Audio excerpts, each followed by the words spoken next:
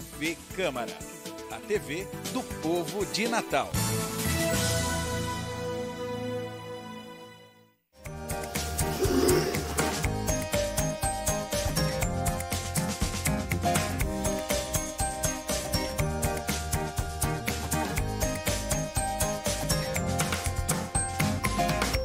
Olá, começa agora o programa Com a Palavra e minha entrevistada de hoje é a vereadora Divaneide Basílio. Vereadora, obrigada pela participação. Vamos fazer um resumo, um balanço das últimas atividades. Eu que agradeço essa oportunidade de estar aqui mais uma vez. Sim, vamos dialogar sobre o que nós fizemos durante toda essa semana, as nossas ações, fazer um pequeno balanço e socializar com o nosso público.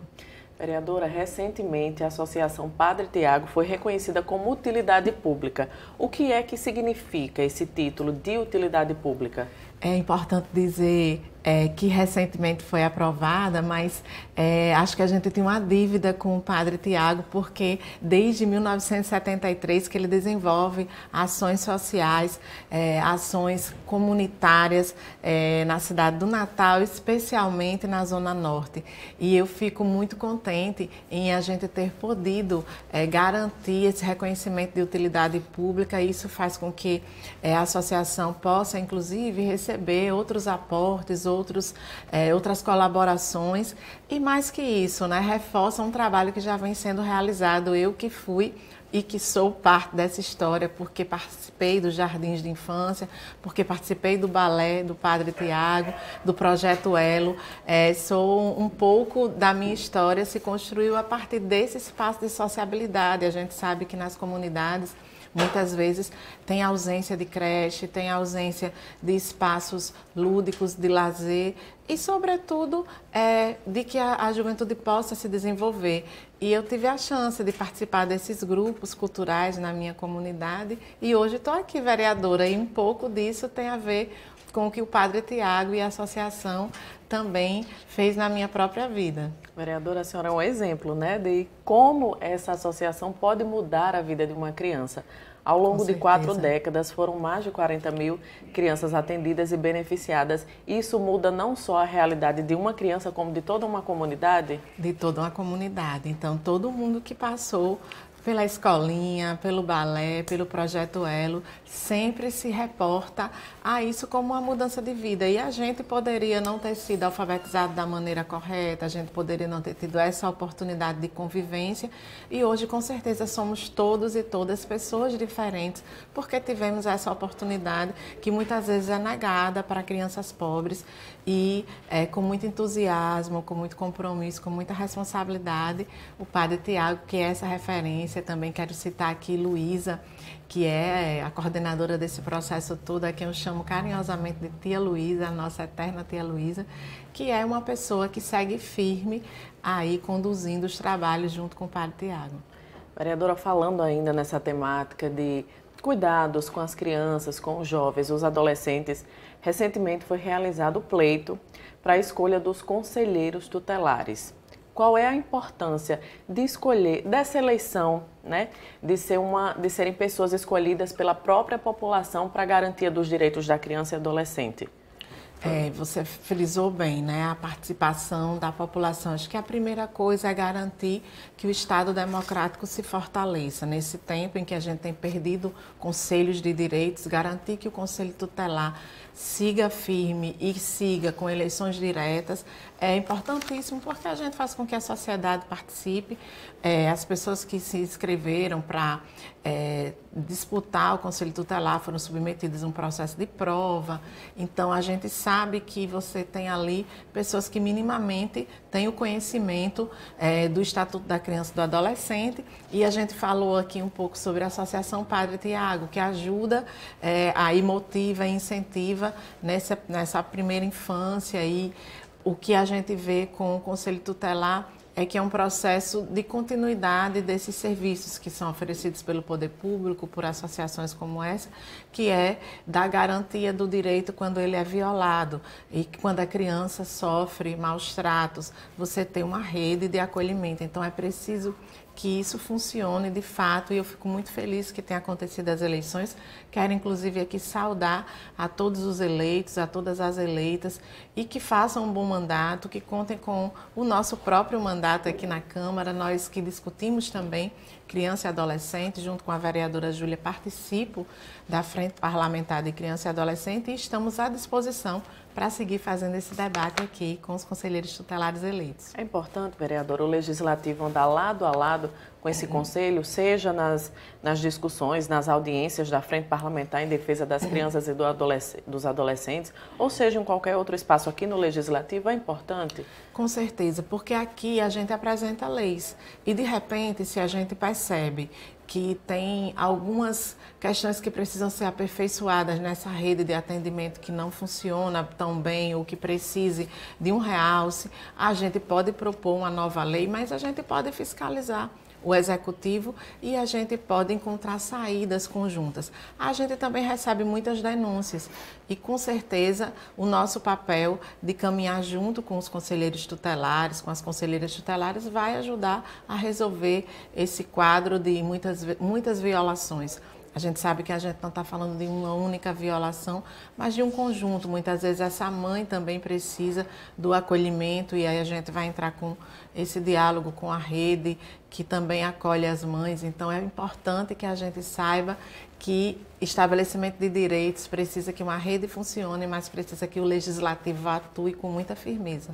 Vereadora, falando em rede de ajuda, a Câmara aprovou em segunda discussão o projeto que cria o Centro de Referência em Cidadania LGBT. Esse é um importante instrumento para a garantia dos direitos e também de combate à homofobia. É um espaço que a população LGBT vai dizer assim, eu posso contar, eu tenho um espaço na sociedade. E eu não vou mais morrer, eu não vou morrer assim, dessa forma, porque o que a gente vê é que é uma população sendo exterminada e a gente não pode fechar os olhos para isso. E essa população está sendo exterminada vítima de preconceito. Quando tem ausência de política pública, tem muito mais mortes envolvidas em todas as esferas. A gente já falou da violação contra criança e adolescente, mas também nós vivemos num estado em que as violações contra as pessoas LGBTs estão cada vez mais atuantes. Infelizmente, as pessoas se sentem autorizadas a matar a outra, a destilar palavras agressivas. E você tem um centro de referência que possa incentivar cursos de qualificação, que possa orientar e ter um atendimento psicossocial, que possa, de fato, acolher, como tem o Centro de Referência das Mulheres, como a Casa aprovou um Centro de Referência em Luto, é, de fato, um espaço de fortalecimento e de dignidade. Acho que o nosso papel aqui é propor saídas. Como eu disse, a gente pode propor para criança e adolescente, mas a gente tem que propor para todos os segmentos. É assim que o parlamento tem que funcionar. Olhar para a diversidade da nossa sociedade. Nós somos uma sociedade plural e todas as pessoas têm dignidade, têm direito a essa dignidade. Portanto, o Centro de Referência LGBT, que foi uma luta desde a época do vereador Hugo Manso, é importante dizer isso. E nosso mandato seguiu fazendo aí essa defesa, porque o mais importante não é quem propôs primeiro, mas é que a política se efetive. Portanto, não tenho problema nenhum de subscrever qualquer projeto, mas de defender, vou defender com o mesmo empenho como se eu fosse a autora inicial. Vereadora, e no dia da aprovação do projeto, a galeria do plenário ficou lotada, né, de pessoas que comemoraram. Então, realmente, foi um importante avanço, foi visto como um grande marco na história. E isso é muito representativo para a população LGBT. E é emocionante a gente perceber que faz sentido, que não é um projeto qualquer, que não é um projeto que vai ficar engavetado, não vai, porque essa população vai correr atrás para torná-lo uma realidade, porque fez isso com o Conselho, porque faz isso com todos os seus direitos, porque é uma população que sofre muito, muito excluída. Cada conquista, ela é muito valiosa e eu acredito que a gente vai conseguir tirar do papel. Vereadora, ainda falando sobre as atividades parlamentares, a senhora realizou uma sessão solene em homenagem às matrizes de raízes africanas e nações do candomblé, de forma inédita aqui na Câmara Municipal. Como é que foi essa solenidade? Então, tem a lei que é do deputado Vicentinho, e é o dia em que a primeira casa foi aberta, o 30 de setembro, e não havia em nenhum lugar aqui do estado, inclusive nunca tinha sido realizada uma cerimônia nesse dia ou em alusão a esse dia. Nós fizemos a primeira aqui na casa. Depois que fizemos a primeira, já teve uma na Assembleia Legislativa e em outros municípios. Eu, inclusive, participei já em São Gonçalo, participei na própria Assembleia, o que é muito importante. Aquilo que eu falava sobre reconhecer a diversidade, aquilo que eu falava sobre vamos reconhecer a utilidade pública, a Associação do Padre Tiago, mas vamos reconhecer também outras religiões que têm o direito de existir e de serem respeitadas. E eu, como parlamentar, tenho a obrigação, junto com meus parceiros de trabalho aqui, de fazer com que a casa receba, acolha, fortaleça todas as expressões. E, claro, foi um dia muito bonito, porque a gente teve também a casa cheia, as pessoas trazendo para dentro da casa a expressão do seu culto e a luta também contra a intolerância religiosa que se materializa em ações como essa, de celebrar e de fortalecer quem está aí há tantos anos fazendo bem. Vereadora, a TV Câmara está sempre na cobertura dos principais eventos aqui da Câmara Municipal e a senhora prestigiou a chegada, a passagem da Santa Padroeira de Natal aqui na Câmara Municipal. É isso? É o pluralismo religioso? Tem que existir uma casa plural que faz uma solenidade, essa solenidade que a senhora falou, que recebe a Padroeira de Natal? Exatamente, a casa tem que estar aberta. Algumas pessoas dizem, mas quando passa a imagem da Santa, é tranquilo, todo mundo vai lá e acolhe.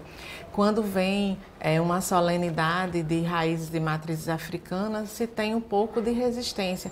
Essa resistência não deve existir, porque a gente acolheu com tanta tranquilidade por tantos anos a passagem de Nossa Senhora da Apresentação, e eu acho que tem que continuar acolhendo. A expressão do pluralismo é isso, é acolher todo mundo. Vereadora, para a gente encerrar a nossa entrevista, me fala um pouquinho do trabalho do seu mandato nas comunidades, os bairros visitados, as principais dificuldades e os encaminhamentos. Nós temos um projeto chamado Pé na Comunidade, fizemos agora recente em Neópolis, depois fizemos na Vila de Ponta Negra e depois fizemos uma roda de conversa no bairro de Nossa Senhora da Apresentação, tudo nessa última semana. E foi muito importante para nós poder dialogar com as pessoas sobre o direito à cidade, inclusive é um dos temas que debateremos agora na nossa Comissão de Direitos Humanos, porque faremos também esse debate circular, que é o debate de direitos humanos e plano diretor. Para quem terá direito de ver a orla, quem terá direito de ver o mar, quem terá direito de viver perto da orla, e as áreas de proteção ambiental, de proteção social, de interesse cultural, como esse debate tem se dado, e ouvir as pessoas é muito importante, porque as pessoas querem ver o mar, querem abraçar o mar, querem ter direito a vivenciar o que é a natureza e preservar com muito equilíbrio, garantir o desenvolvimento econômico, mas sem perder o desenvolvimento social e cultural. É a natureza para todos, assim como o mundo foi criado, não é isso? Exatamente. Agradeço demais a sua entrevista, vereadora Divaneide Basílio. Obrigada. Agradeço também a sua companhia. Até a próxima edição. Tchau.